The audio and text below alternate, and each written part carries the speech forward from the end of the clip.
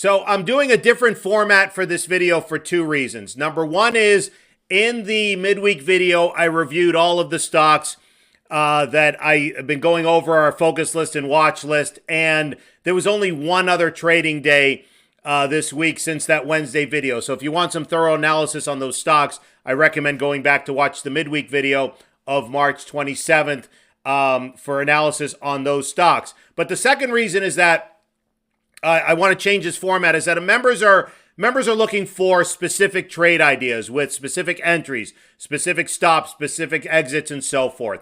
As you know, I'm not a big fan of doing that because not everybody has the same time frame. So keep in mind, everyone has different time frames. You can't tell someone with a longer term time frame to have a $2 stop on something. Hopefully that makes sense.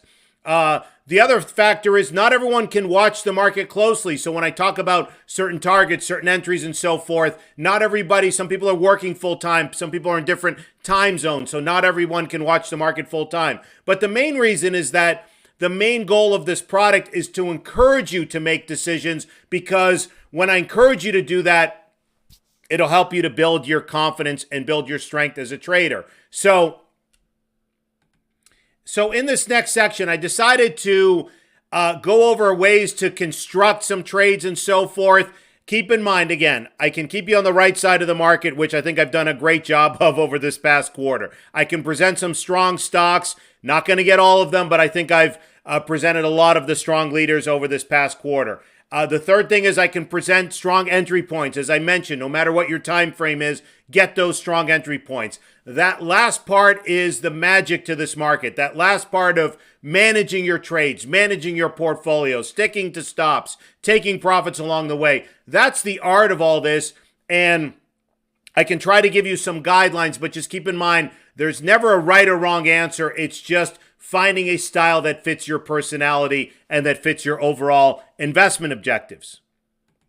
So that last part is the hardest. So let's dig in as far as some ideas. So Uber is one that, full disclosure, as you know, it's one of my larger positions and I'm in it. I mentioned it after those follow-through days and the Zweig breadth thrust in the low 40s. I was on the IBD podcast on November 1st, mentioned it as an idea that I like, and I've been in it for a while. And then it ran up here, and let's look at the weekly chart. It ran up here and started to approach those old highs from this IPO base. So big base that it's forming here. Along the right side, you can see some big bars of accumulation where almost every single bar, maybe 6 or 7 out of 8 of those bars are big accumulation. That's when I said around $60. It had a visit to the 10-week. I said, look, if you're looking to add to it, that's an area to add. If you're looking to get into it, this is a secondary buy point after that consolidation. And around $60, I said, I think this stock can double over the next couple of years if you have that sort of time frame and if you're patient. And then we continued to see a breakout of that IPO base on even more strength there as it started to run up there. And then now it's consolidating very well, consolidating sideways. So going back to the daily chart, this is what I mean by presenting a lot of concepts in the seminar videos and trying to apply these concepts in real life. So in the seminar videos, I talk about making sure the market's strong, it's in an uptrend, you're on the right side of the market, check. Number 2, finding a stock with strong fundamentals. As you can see, strong earnings and sales growth, turning cash flow positive. Overall, strong fundamentals there, profit margins expanding and so forth. Number 3, strong technicals, which I outlined. I like the breakout here, breaking out, going sideways, breaking out, going sideways. Now, presenting the entry point, I think this is near a strong entry point, and this is the magic that I talked about, that last part about managing and constructing the whole trade, which I'll get into now. So here are the common questions that I would get. And again, full disclosure, I'm already in it. So if you're in it and you're looking to add, I always talk about longer term, because a concern that, or a problem a lot of members tell me is they're in from a lower level, but with these big winners, they never add. Times to add would be along the 10-week. We're close to that 50 days. So that could be an area to add. If you're not in it and you're looking, again, it's never investment advice, but it's just an example of if you're looking to get into it. Common question is, when do I buy? I'm saying buy. It's here at 77. And if you get 77.40 or 76.50 within that range, I want to keep something in mind here. It's specific entry and specific, within pennies and 10 cents of a range is if you're really short-term trading. For the most part, I'm not being flippant about it or saying I don't care. I'm just saying don't overstress about specific, do I buy it 77.10 or whatever? It's within 50 cents, let's say, of that range. Maybe wait an hour or two for the open. I like to wait for a range to be formed into the European close around 11:30 Eastern. So chill out, wait. Maybe you can put an order in. Another factor is, are you able to watch the markets or not? But maybe you can put an order in after an hour or so you're not chasing anything or chasing a gap or so forth. A common question after that is, how much do I buy? This is the part that there's a lot of variables.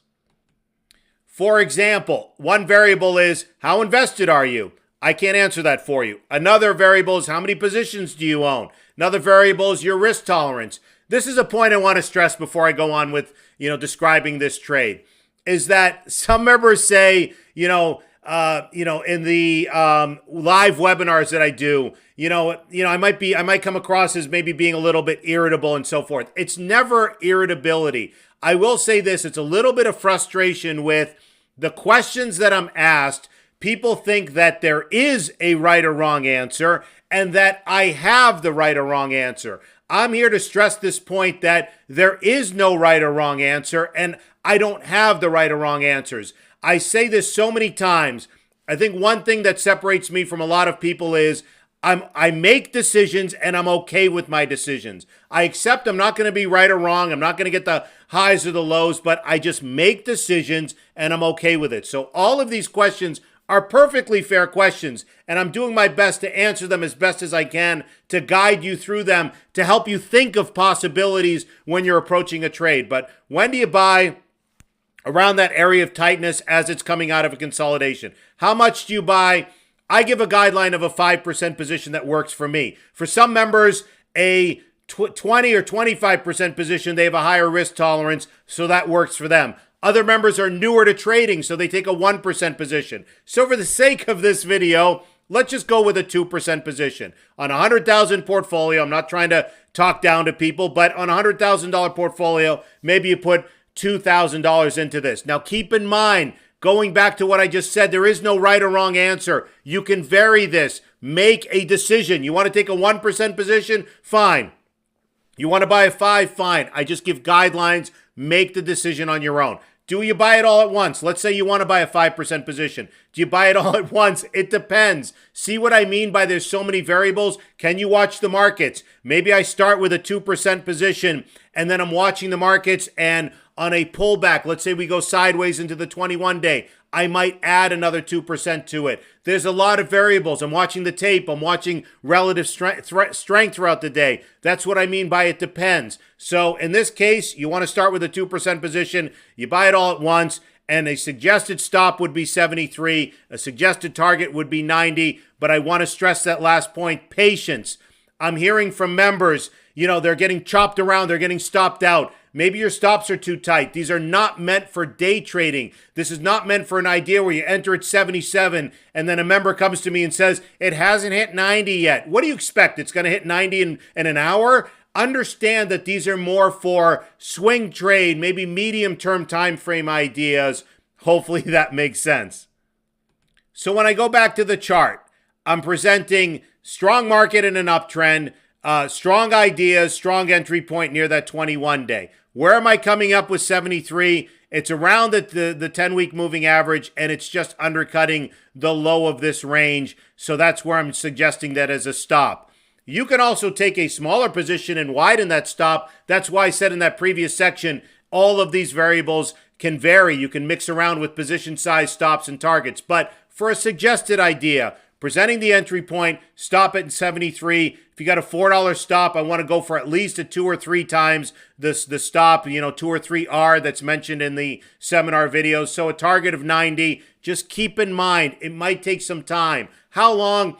I have no idea. Could be a week, could be months, could be even longer. The whole point is, maybe over the next few months, we can maybe see that type of target. It depends on market conditions.